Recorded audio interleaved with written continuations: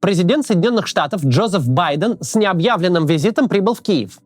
Догадка о возможности встречи Байдена с Зеленским в столице Украины посетила некоторых наблюдателей уже тогда, когда было официально объявлено о планах главы США прилететь в Варшаву. И вот, историческая встреча действительно состоялась. Историческая встреча — это вовсе не пустой эпитет. Если вы давно подписаны на наш канал, то могли заметить, что мы не склонны относиться к Соединенным Штатам Америки с избыточным пиететом. Нездоровая зацикленность на США и американских политиках — это как раз скорее свойство наших оппонентов. Но в данном случае без лишнего пафоса констатируем: рукопожатие в Киеве войдет в историю. Наверняка вы даже не вспомните, когда и какой американский президент приезжал в Украину в прошлый раз. Подскажем, это был Джордж Буш-младший в 2008 году. Конец позапрошлого десятилетия. Совсем другая эпоха. В последние месяцы российская пропаганда старалась усидеть сразу на двух стульях. С одной стороны, Запад от Украины устал и вот-вот оставит ее без помощи. С другой стороны, российская армия, дескать, воюет не против Украины, а против всего коллективного Запада. Первое утверждение — это попытки себя обнадежить. Еще немного, еще чуть-чуть, и западные страны сами заставят Украину завершить войну на путинских условиях. Второе утверждение — это такое самооправдание. Мол, а чего вы хотите от российской армии? Она одна сражается против половины земного шара. Сложно представить себе ситуацию, когда президент США демонстративно надевает галстук цвета украинского флага и лично приезжает в Киев для того, чтобы упрашивать Владимира Зеленского подписать капитуляцию. Так не бывает.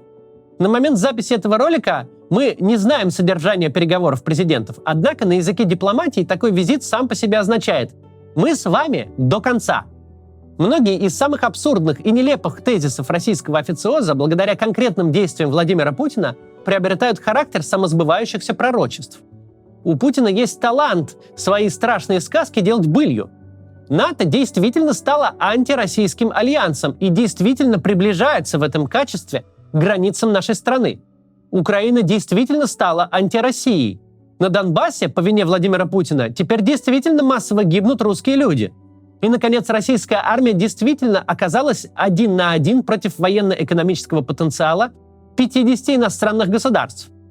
Когда ты изо дня в день трындишь о том, что дерешься против единого Запада, может настать момент, когда Запад действительно объединится и взаправду придет на драку.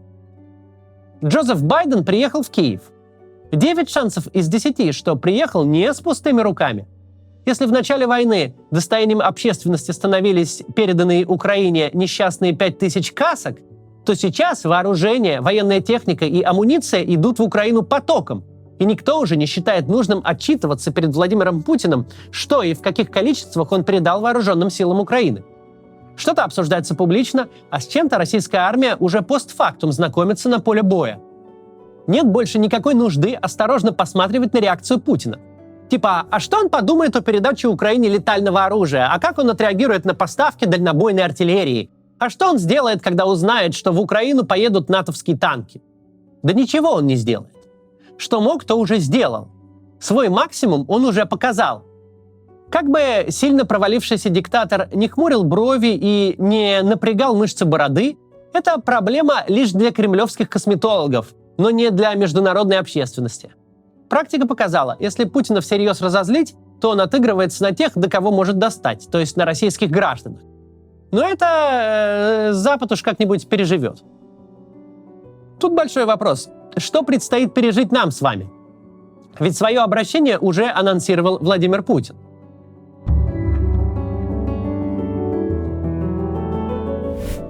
О любом новом выступлении Владимира Путина можно легко узнать, минуя всякие новости.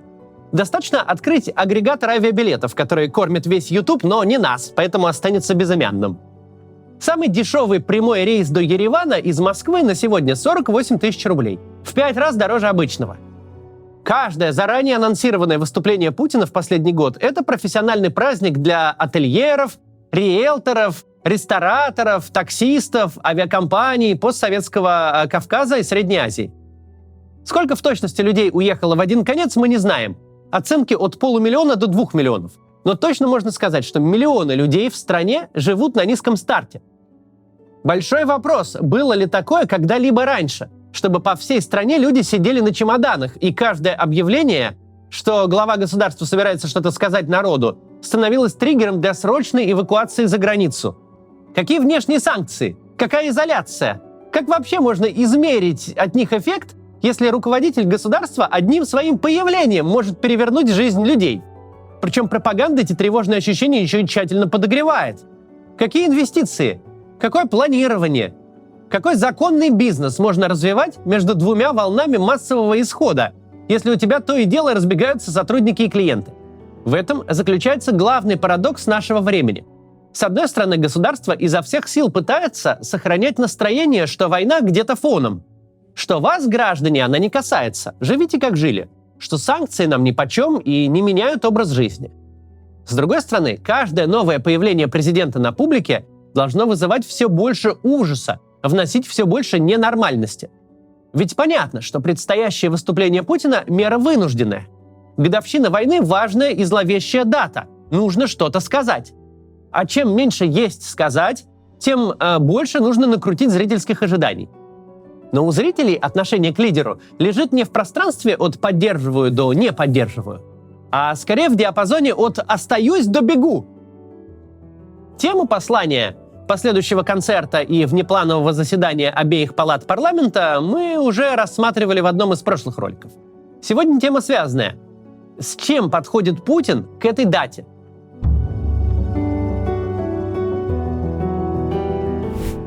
Год назад у Владимира Путина был крохотный шанс одержать военную победу.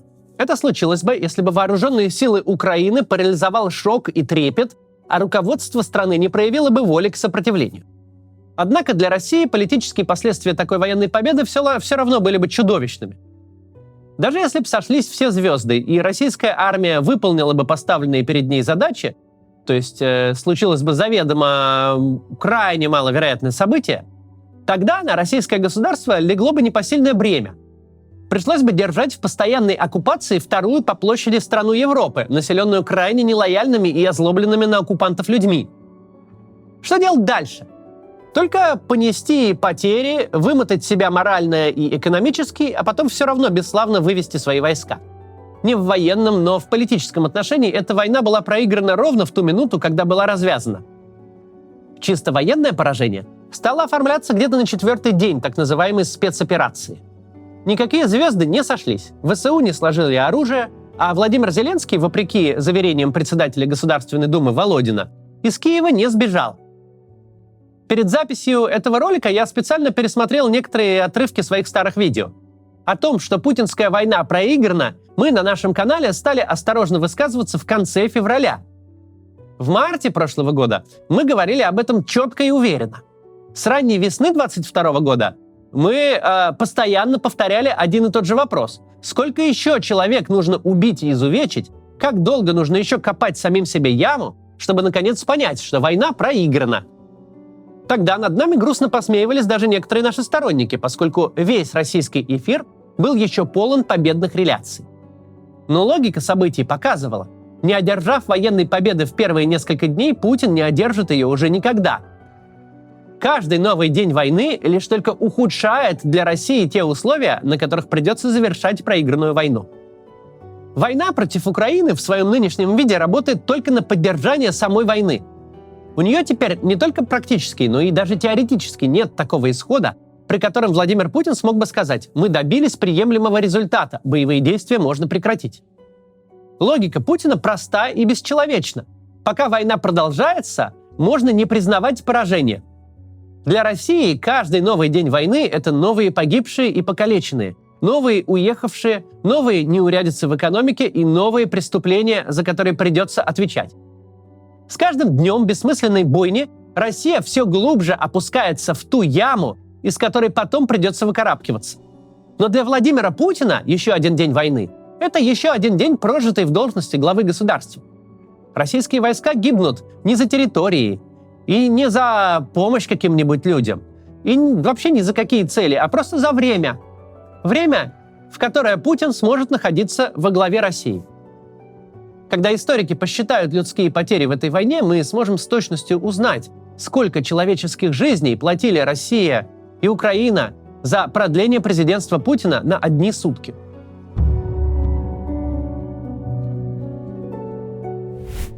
Неприятность для Путина состоит в том, что его армия не может бесконечно воевать в таких условиях. И дело даже не в том, что людские и материальные ресурсы конечны.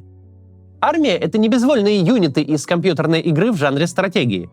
Армия состоит из большого числа мужчин, у каждого из которых есть свои интересы. Какие интересы есть у российских военных, я расскажу попозже, и еще много о чем поговорим, но сначала некоммерческое объявление, пожалуйста, послушайте его, это важно.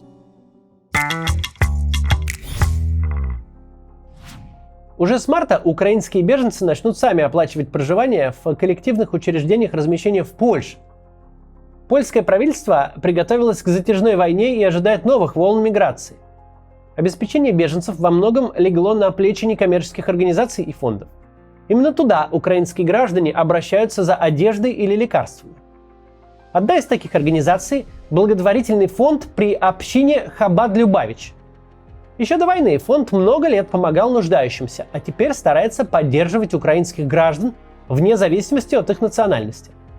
Хабад-Любавич оплачивает нуждающимся беженцам проживание и питание в отелях, покупает одежду и медикаменты. Также фонд помогает украинцам интегрироваться в польское общество, организует курсы польского языка, помогает устроить детей в местные сады и школы, устраивает праздники и экскурсии. А для тех, кто хочет переехать в другую страну, помогает с дальнейшим перемещением. О том, как расходуются деньги, вы можете почитать на сайте благотворительного фонда. Там же есть и форма для пожертвований, если вы хотите помочь. Переходите по ссылке в описании и помогайте, это важно.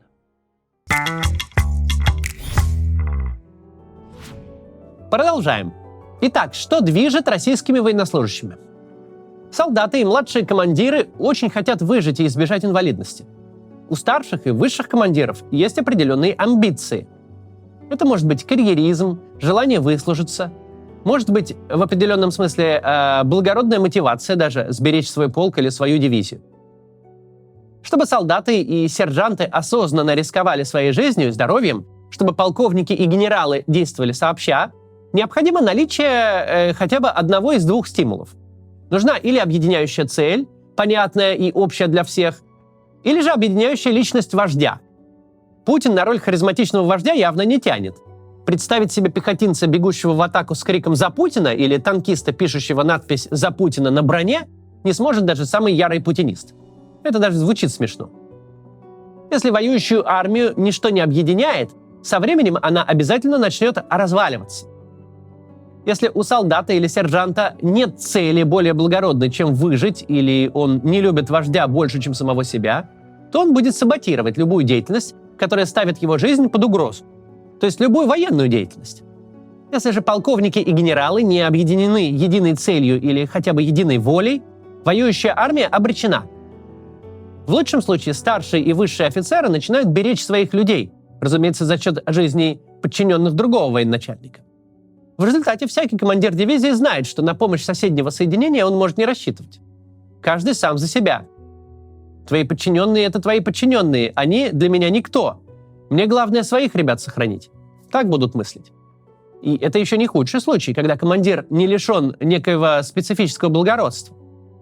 В иной ситуации полковники и генералы намеренно друг друга подставляют, сводят между собой старые счеты, жрут друг друга в борьбе за должности.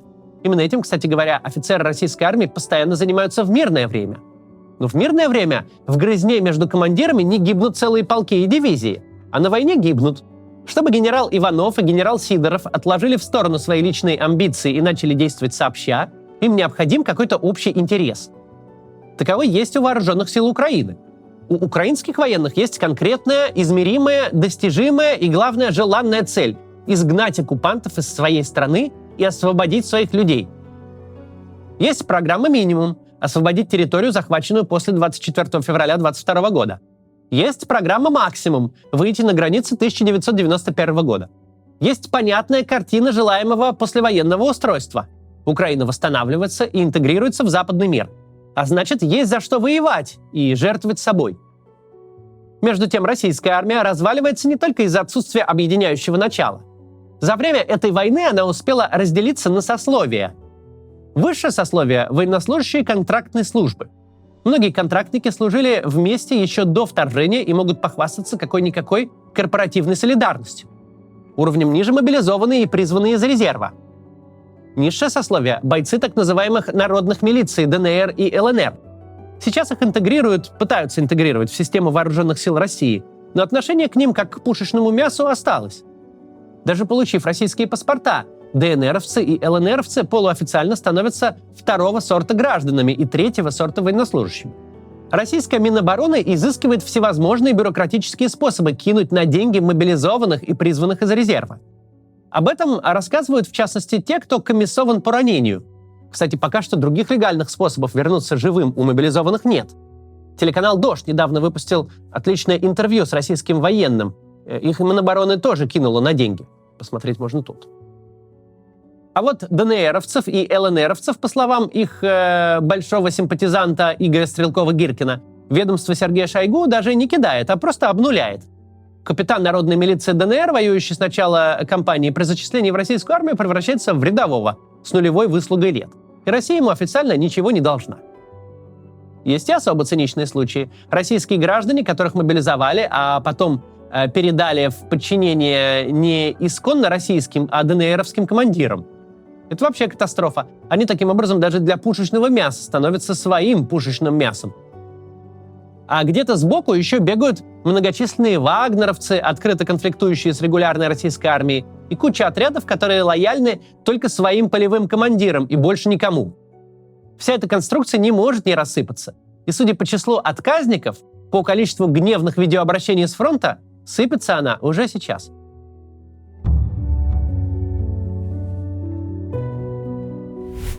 Важный вопрос, что дальше? Ведь Путин не собирается останавливаться. Если правдивы слухи, которые активно транслируют ведущие западные издания, то очень скоро мы окажемся на совершенно самоубийственном этапе войны. На этапе массовых налетов боевой авиации и ковровых бомбардировок. Нелепость этого плана сложно переоценить. Российская авиация избегает украинского неба, ограничиваясь ракетными атаками с российской территории не от хорошей жизни. Не из соображений гуманизма и не ради соблюдения правил ведения войны. А потому, что за прошедший год Украина не только сохранила свое ПВО, но существенно его нарастила. За первые недели войны, еще до всех западных поставок, были сбиты десятки самолетов и вертолетов. Там, где российская авиация могла метать бомбы не глядя, превращая землю под собой в груды пылающих обломков, она это вполне себе делала. В окруженном Мариуполе не было и не могло быть никакого ПВО, и город просто обратили в пыль, не считаясь ни с чем, включая надпись «Дети» напротив драмтеатра. Когда российская авиация может засыпать землю многосоткилограммовыми дешевыми фугасными бомбами вместо дорогостоящих и маломощных ракет, она сразу это делает. Сейчас она так не делает только по одной причине – ее будут сбивать.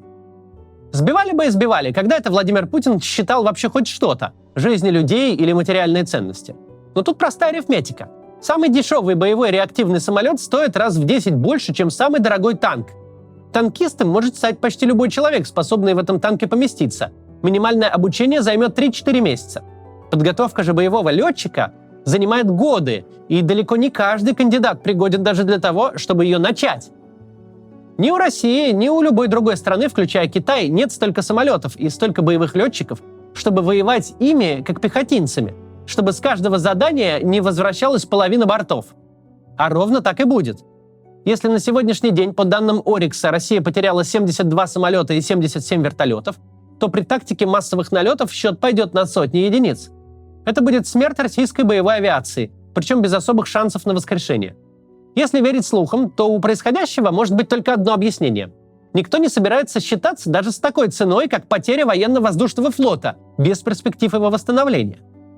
Истощив запасы сухопутной техники, провалив наступление на земле, кто-то гипотетически просто сказал: «О, смотрите, у нас же еще куча самолетов осталось. Давайте забомбим теперь Украину в каменный век». Если будет применена эта тактика, это уже жест отчаяния. Это выскребание из сусеков, которое совершенно точно не будет успешным, зато будет феноменально кровавым. Массовые налеты в зону, насыщенную самыми разными ПВО, это невозможный кретинизм. Что все это значит в итоге? Это значит, что мы, вероятно, увидим еще много громких анонсов Владимира Путина. Под каждой из них будут, как в последний раз, искать хоть какой-то повод для гордости, параллельно стращая публику и накачивая экономику гостеприимных постсоветских республик. Каждый раз этих поводов будет все меньше, а значит, стращать публику будут все больше. Почти наверняка нам придется повторить все то, что мы говорим последние дни, всего-то через 2 месяца с небольшим, когда окажется, что и от 9 мая пропаганда всех заставляет ждать чего-то судьбоносного. Чтобы нечто судьбоносное оказалось в речах Путина, какой-то судьбоносный фокус должны придумать генералы на земле. Но их фантазии хватает только на то, чтобы в ноль уничтожить свои же ресурсы. Считанные недели остаются до весенней распутицы, когда масштабные наступательные действия становятся невозможными физически. До распутицы российская армия не добьется никаких успехов, имеющих осязаемое влияние на ход этой войны. Может быть, какой-то небольшой населенный пункт и захватит, но ничего значимого. Скоро вооруженные силы Украины получат передышку, чтобы накопить свои средства. А копить им есть что? Номенклатура военных поставок в Украину расширяется как количественно, так и качественно. И это лишь та часть помощи, о которой представители западных стран решили публично заявить. Много зачем нам еще есть с вами наблюдать. Будем продолжать этим заниматься. До завтра.